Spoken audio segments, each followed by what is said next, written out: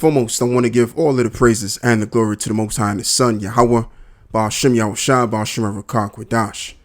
And double honors to the apostles of the great millstone that told me what I know today, and as well as giving you brothers your deserved salutations for forwarding this truth worldwide. And shalom to the Yakim Wafyam as well. And once again, it's your brother Laban. I shoot another video. And in this video, I want to get into what Emmanuel Macron has conveyed to, the rest of the European, his counterparts of what they should do in regards to not falling under pressure under the commands of America. And, this is very well speaking towards the prophecy in Revelations, the 17th chapter, as well as the prophecy in the book of Obadiah as well. And what you have is nowadays you have this spirit of division amongst, these European countries, which, usually, in the times that we grew up in witnessing is them being together. And now we're in a time period where, again, there's this spirit of division. Okay. And it's to do with really the will of the Lord overall, which is what it's all about anyway. And, the spirit is on this individual here to basically speak his mind in regards to, the state of affairs of Europe, and as well as between America too, and what Europe really should be doing. And I mean, Emmanuel Macron has been speaking like this for some time. I would say a couple of years now, but he's very well more vocal in his stance on what the EU should do. So what we're going to do is we're going to read and get started. So this reads, Europe must resist pressure to become America's followers. Says Macron, the great risk Europe faces is getting caught up in crises that are not ours. French president says in interview. Aboard Codem Unite, if I'm saying that correctly, France Air Force One, Europe must reduce its dependency on the U.S. and avoid getting dragged into a confrontation between China and the U.S. over Taiwan. French President Emmanuel Macron said in an interview on his plane back from a 3-day state visit to China, speaking with Politico and two French journalists after spending around 6 hours. Excuse me. With Chinese President Xi Jinping. During his trip, Macron emphasized his pet theory of strategic autonomy for Europe, presumably led by France, to become a third superpower, right?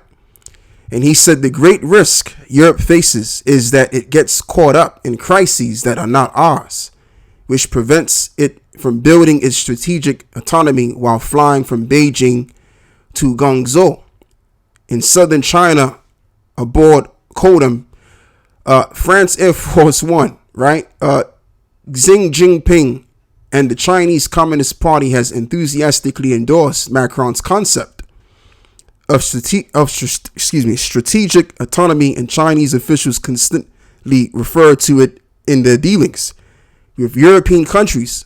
Party leaders and theorists in Beijing are convinced the West is in decline and China is on the ascendance, and that the weakening the transatlantic relationship will help accelerate this trend.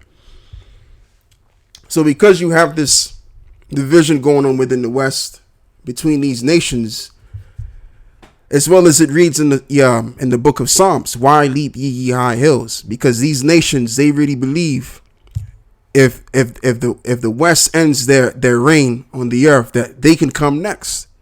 There'll be a China-Russian domination. But no, that's not going to be the case.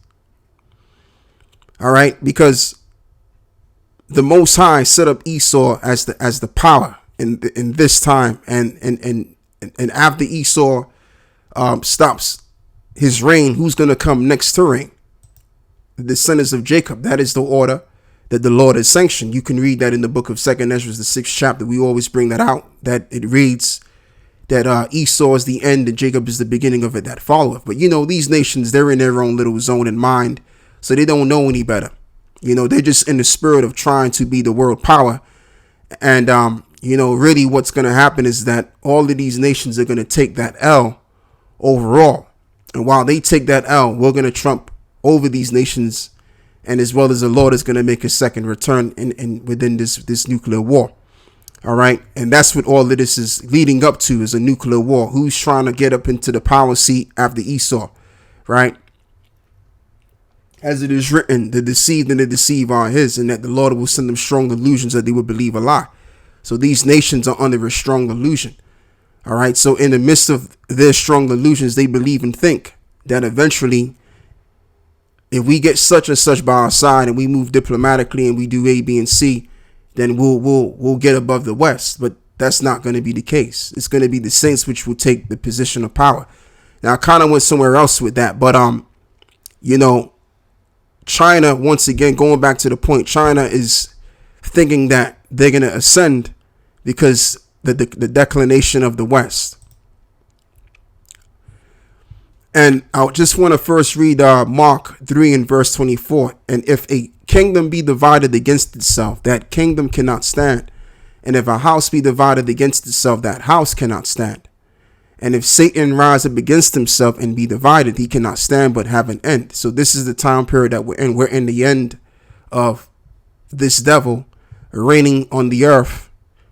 And, things are going to continue to happen bit by bit, situation after situation. And it's going to lead to that point where this system will no longer be the case anymore. This is getting to my nerves, man. Let me try to get this out the way. Golly. So, yeah. Let's move somewhere else with it. Let's get the book of Isaiah 19 and verse 1. And the burden of Egypt, behold, the Lord rideth upon a swift cloud, and shall come into Egypt, and the idols of Egypt shall be moved at his presence, and the heart of Egypt shall melt in the midst of it. So Isaiah in this case is not speaking about the Egypt which was in his time. Or maybe he thought he was, but it wasn't referring to the Egypt in his time or the Egypt prior. So what Egypt is he referring to? Because the Lord sets up prophets to not speak on things that happened, but speak on things that's going to happen way after their time. So what Egypt would this be talking about? The Lord is going to meet up with the chariots, also known as the clouds of heaven. America. All right. Isaiah 19 and verse 2. And I will set the Egyptians against the Egyptians, and they shall fight everyone against his brother, and everyone against his neighbor, city against city, kingdom against kingdom. So, as we know it, Esau's in the power seat, and as well as what you always had in Egypt, you had a group of men which was in the power in Egypt, known as the pharaohs. So the modern day pharaohs are your Edomites today, and they're going to rise up against one another. You're going to have the Russians against the Americans. You're going to have the American government against the European structure, which usually they were supposed to be together as NATO. But that's going to depart, and they're going to basically rise up against their allies. So this is what we're going to wind up seeing eventually. And, in the midst of this war, when things about to really go way left among these nations, you better believe, man, that the European Union is going to leave America hanging, and they're going to be destroyed, and they're going to basically take sides. And as well as the EU recognizes that Russia is a greater superpower right along with China too. All right, so they're not going to stay in line with America and trying to fight these greater superpowers. This is why Emmanuel Macron, because he sees what's going to happen. He knows the deal, what's going to happen geopolitically concerning this war. He knows that if they continue to stand with America, as he's seeing that there's a possibility we can be blown to smithereens against these greater superpowers. So let's try to get away from America as much as we can and side by another greater superpower, that is. And this is where Obadiah 1 comes from. All right, because the reason why America really believes in their power, Yeah, because they got a lot of military, they got a lot of guns, they got a lot of aircraft, they got reasonable amount of aircraft carriers, which carries a lot of weaponry. And but also to top it off, they think that their allies are going to be there by their side. So they really actually feel greatly superior above their enemies in this case. So this reads, all of the men of thy confederacy have brought thee even to the border.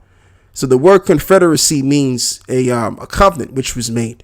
So if we were to go back to the 1950s, you had the NATO, which was called the North Atlantic Treaty Organization, which they all came together and made a covenant with each other that they were going to be allied with each other for as long as possible, possibly forever.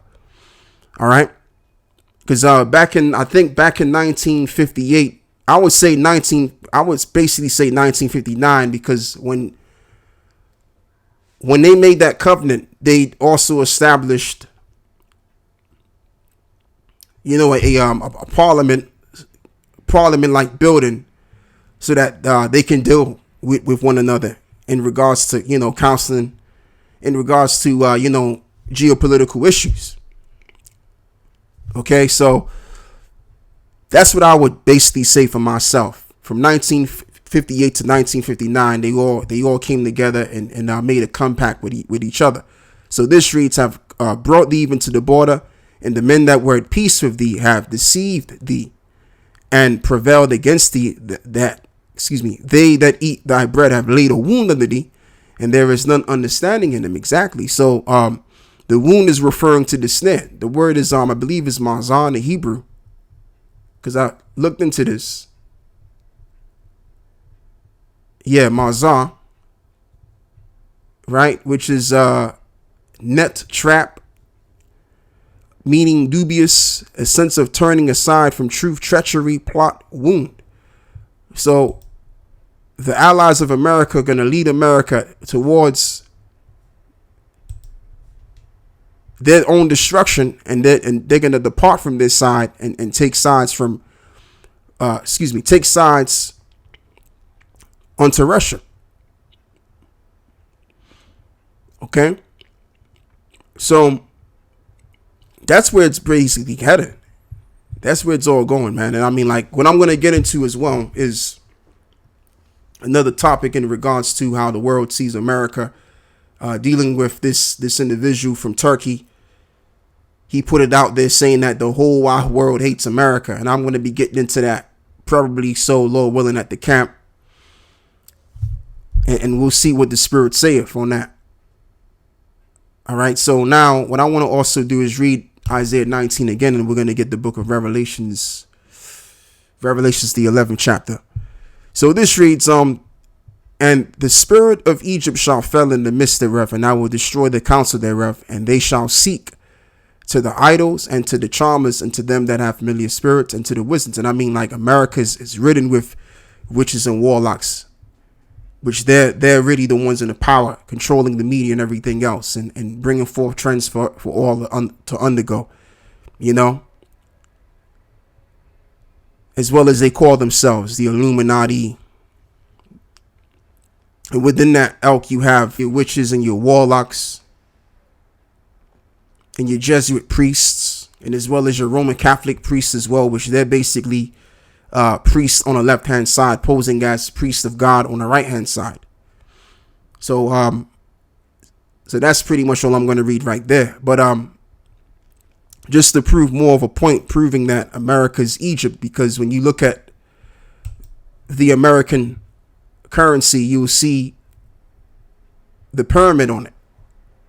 And as well as what you have an obelisk, which is like a replica, a replica of the obelisk in Egypt, in Alexandria, Egypt, and it's called the Cleopatra needle, which the term Cleo means fame, and the word Patra means rock, which is in relation to Cleopatra, which she was within the elk of the Ptolemaic dynasty, which they ruled Egypt as well. And that proves that as you have it right now, the media has brought it out that Cleopatra was a Negro woman. That's not the truth. That's far from the truth, and that's basically nothing more than a lie. And I think Esau did this to really just bring forth confusion. She was definitely an Edomite woman because come on, we're talking about the Greeks here, okay? And so there you have it. But yeah, the Cleopatra needle goes back to this woman over here. I believe it's Queen Cleopatra the 7th, if I'm correct. Yeah, the 7th. It's the 7th. Philippida, something like that.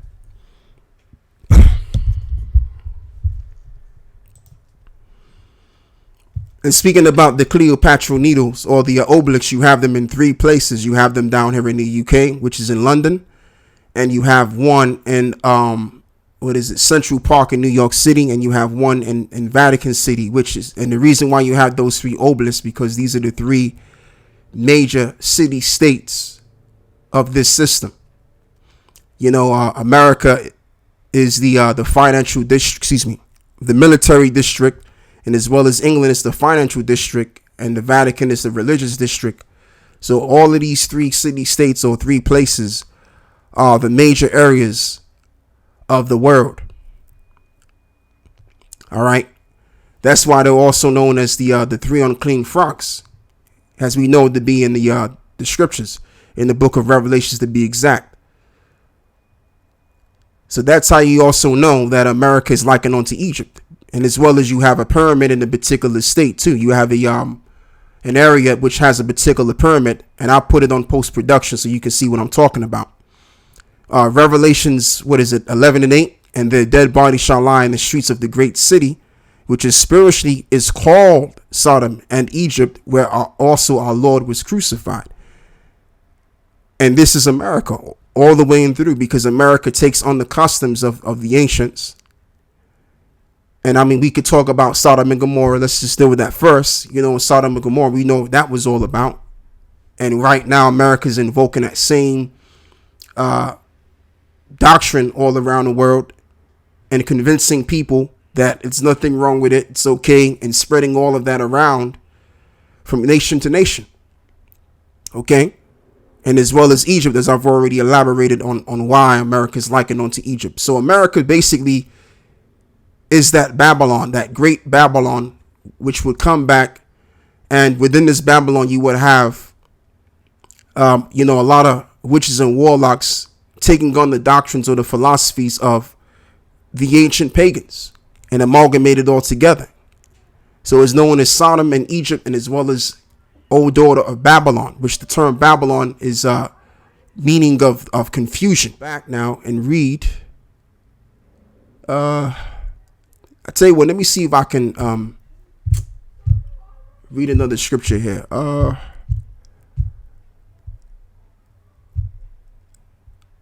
Yeah, that's what I wanted to do. Let me read some more of this right here. Yeah, so this reads, Xi Jinping and the Chinese Communist Party have enthusiastically endorsed.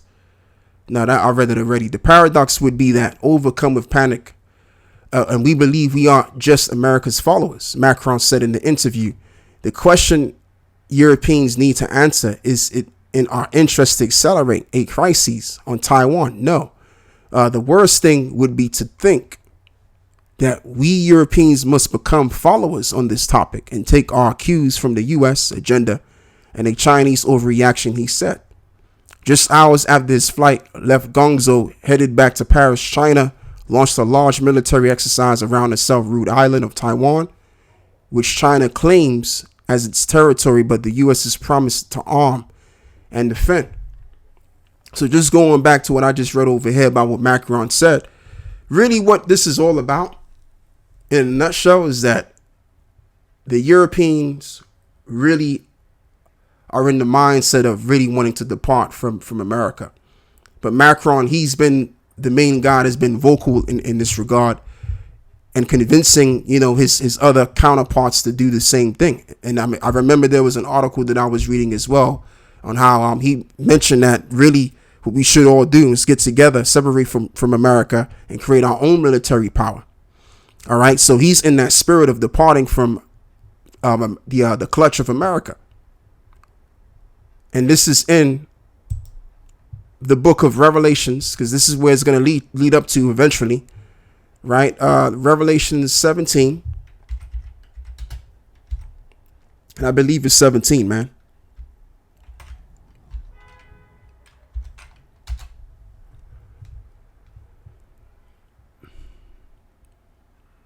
Yeah.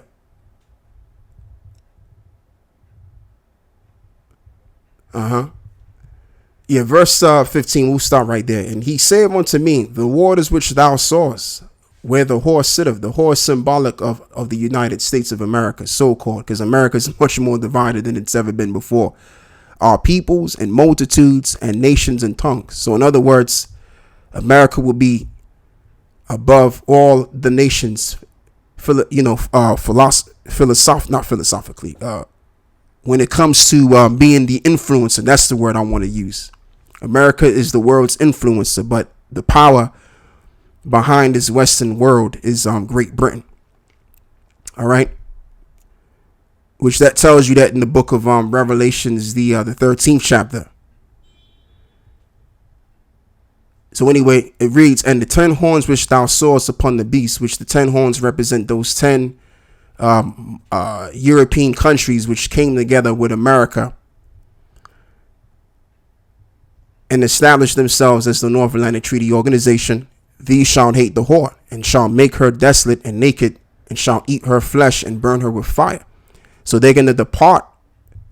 They're going to depart from the whore and burn the whore with fire. In other words, with those nukes. So there's going to be a nuclear war which will be fought. And there goes your third world's war, or the third war, which cometh quickly, of having to see these nations blow off one of their missiles, and they're going to go tit for tat, tat for tit. And you already know the end result. It's not going to be what, the world think it's going to be, or the politicians think it's going to be. It's going to be something else which will come next. And that something else is going to be that Yahweh Shah is going to make his second return, and the Israelites are going to be the next ones to reign on the earth and set up that everlasting kingdom. All right. So that's where all of this is heading towards, man, as we already know anyway. OK, but just reiterating on the point, because this is prophecy that we're looking out for. And before, things get crazy out here among these nations, there's going to be the mark of the beast system in effect. So anyway, I'm out. Shalom.